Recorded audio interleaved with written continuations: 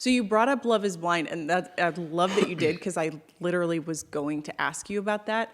You know, it's such a kind of a cultural phenomenon right now, and I just thought it was really fascinating as we've watched this, and you and I will just go ahead and full disclosure admit, like, we've seen every episode since season 1, fully addicted, like, it's our thing. We rearrange our schedules around release. Like, it's like we plan our little date, put the kids to bed. Get our snacks ready. I bought us gold cups to drink out of, like that they have on the show, because you can't watch the show and not. I highly recommend them. They're on Amazon. Maybe I should like link in my Amazon store. But anyways, it is such a fascinating show because and I think probably even uniquely for us because it is kind of similar. And one of the things that I've noticed is like the couples who tend to do really well long term versus the ones that don't work it out. And I know we don't see all of their conversations in the pods, that kind of thing. But I wonder, like, what do you think? What kinds of questions should people be asking each other in those kind of environments to really get to know each other? Because you see some of them, like, they kind of talk about some of the big picture stuff, you know, as far as like long-term life plans. How many kids do you want? You know, what do you want from your career? Those are important things. But some people don't even go there. You know, there was one couple this season that like hadn't even really talked about kids and whether they wanted kids until like way later. But then you also see sometimes people just really connect on like what kind of music they like or whatever. And those things are nice, but like I don't think that's really going to sustain you through the day to day. So it's like, what kind of questions should people be asking each other? Yeah. Most people aren't dating like Love is Blind. Most people are dating in regular real life. But the point still stands, you know, to really get to know someone for a relationship that stands the test of time. What do you think are some key things they should be asking each other? Yeah, so I have a few, but I also would love to hear if you sure. have thoughts that you have to offer. So I can either go first or second. Why don't you pick it? You want me to go first? Okay. It's all you. I think I think communication and conflict is a key, is like a make or break in relationships. So I think like talking through like, hey, how do you handle conflict? Like, what is your, you know, so even like talking through like, what does it mean for you to like handle it well and not handle it well? And maybe even sharing some stories around like, here's what I've learned about how to handle conflict, because conflict is inevitable, right? I would be trying to, if I was in the pods or whatever, I'd be trying to like find out how self-aware this person is and even how interested they are in understanding themselves. Because I think that's key, right? Like, we're dynamic characters. We're changing all the time. Like, there are some things about our personalities that are fixed or whatever. And you know, same old Greg, same old Shaylyn, whatever, like some of that is fixed, but we are dynamic. We are changing. There's a lot about us that are changing. So like your ability to kind of understand yourself and your willingness to go there is going to be key for how does this relationship work, because relationships often break down because you have one of the people in the relationship is unwilling to work on the problem. And if one person kind of shuts down, okay, it takes two to make it go right. It could take one to make it go wrong. Like, right. If one person shuts down and isn't willing to dig deep or whatever, then it's over. Yeah. So I think I would be kind of trying to figure out like how intrapersonally intelligent is the person. That matters to me. Okay, break that down, because some people may not have ever heard that term before. Yeah, so you have interpersonal intelligence, which is, you know, the other person. Person to person. Yeah, person to person. Like, you read other people really well. And then intrapersonal intelligence is your own head. Like, how can I sort out my own thoughts and understand where they're coming from and be willing to dig inside for that, right? And to take the chaos of my thoughts and my feelings and to bring order to them, to bring understanding to them. And again, we've probably all been in conversation or relationship with people who had this internal conflict, and you were working harder than they were to try to figure it out. Yeah. And so to me, it's very important. Yeah. It would be important to me to know is that person eager and willing to dig in, or do they just go, I don't know, whatever, and are disinterested in kind of going in there? They just kind of maybe want to vent about it. Or are they willing to kind of go in there and try to figure it out, and able to do that, right? So I think that's key, because then, how are we going to be able to relate to each other has a lot to do with what kind of peace are you able to come to in your own heart towards yourself. So I think I'd be trying to figure out conflict, self-awareness. And in a sense too, I don't think you have to like go dig up your exes and go, well, let's talk about our exes today. But I think you can talk about like, what have you learned about yourself, and what have you learned?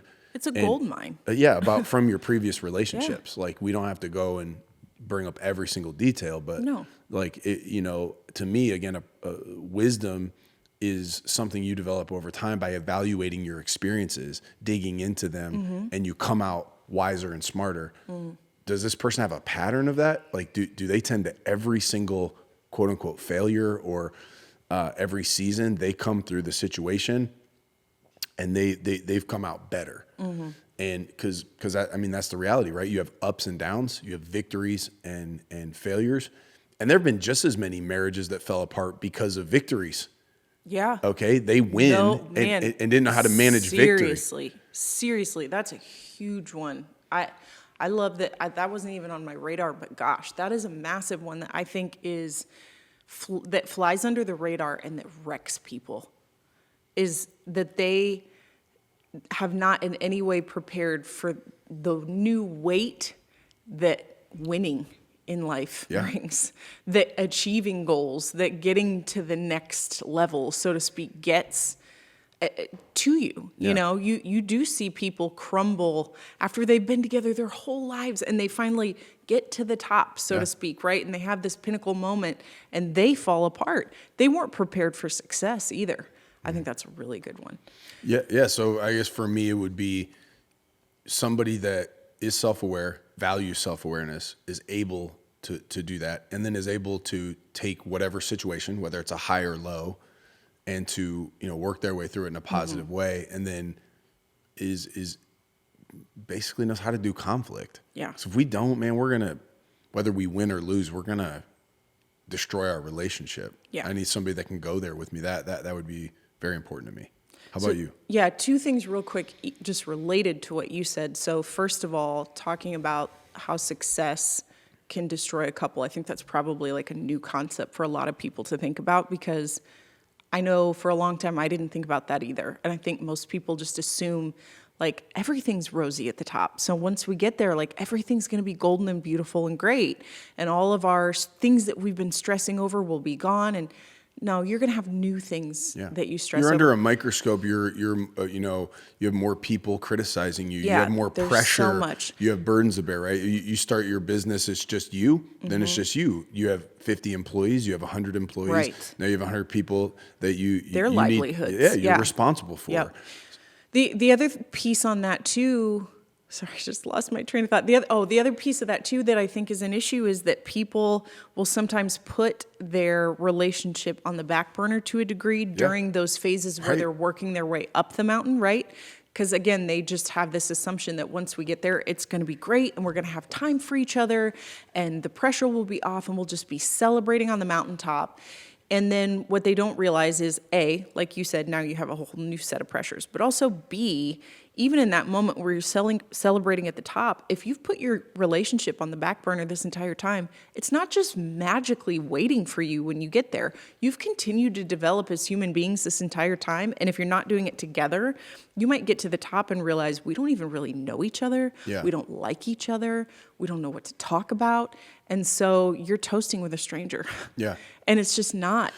Well, if you talk to like clinical psychologists or family counselors, they talk about codependency, right? You have families that actually sometimes bond through trauma, or they bond through dysfunction. So let's say you can have dysfunctional drive. Yeah, let's say you have a parent. Let's just say the dad in the family is an abusive alcoholic, and the whole family bonds together, and really the glue is the dysfunction. And so they all come together, they cry together, they support each other. They might one of the older siblings or somebody might provoke dad to take the abuse to protect the kids. So in some way, even with the fear, they're feeling love from a sibling and everybody's together.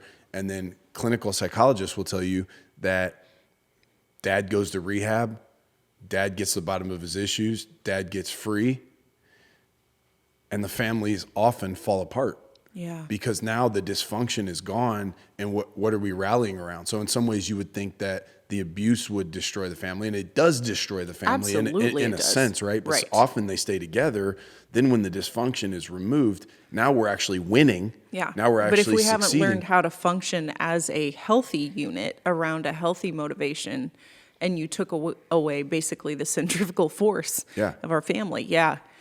The other thing that came to mind for me when you were talking about doing conflict, I think another major piece of that is when couples tend to get in a fight and view the other person as a villain or the person to be defeated, and I just need you to see things my way. And of course we want to be seen and heard. Sometimes that is a really valid thing, like, hey, you're not hearing me on something that's important for you to hear me or to see my viewpoint or whatever. But I think the idea of I am fighting for our relationship to be better, not fighting you because you're my problem. Right. And it seems like kind of a subtle nuance, but that your headspace heading into a fight and throughout it has such a huge impact on how it goes. If you're coming to it like, we have just got to tackle this thing that is an issue between us because it's keeping us from experiencing the closeness we want, or it's keeping us from moving forward, versus this person is driving me nuts. This person is doing, you know what I mean? Yeah. And kind of villainizing and othering that person. Then you're not fighting to make this thing better. You're just fighting each other. And you don't want to make up with your enemy, to be honest. Yeah. Like you just want to win. Yeah. But if you are seeing the other person as your teammate and you're fighting this issue together, and sometimes that's hard because you really are frustrated with the other person very specifically over something. But if you still just go, hey, I really need you to hear me on this, and I need you to see my viewpoint because this is coming between us. It's affecting the way I feel about you. I don't want to feel this. If you're really attempting to approach it from that viewpoint, you will have so much more of a positive outcome than if you just see them as you are the problem. You keep bringing this up. You keep Yeah. Yeah, I think it's committing to fight the problem and not the person.